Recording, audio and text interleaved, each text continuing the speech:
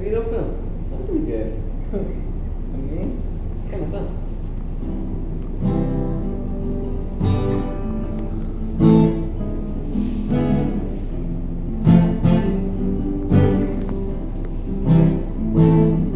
הדבר הראשון שפגשתי באיסוס היה בחור די חפוץ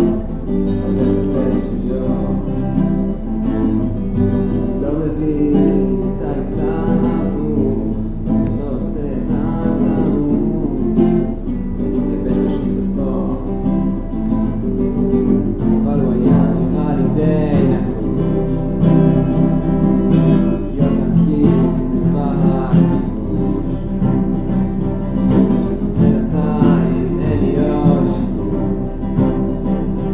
להתלכלך בגריס כל דקה להילחם בתוך המרכבה אתה לא תיקח אותי לשנה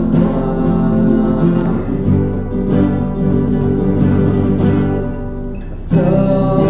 כולם יודעים לגרעין מגיעים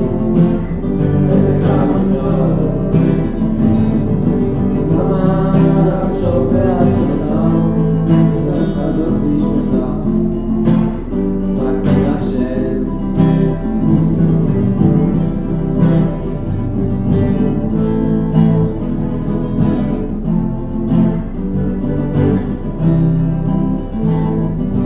ככה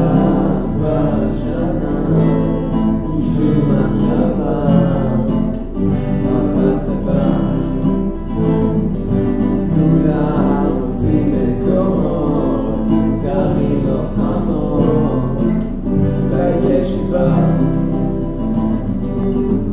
נראה שאין כבר ברירה גיוס נמצא מעבר לפינה די לחתום עד עוד שנה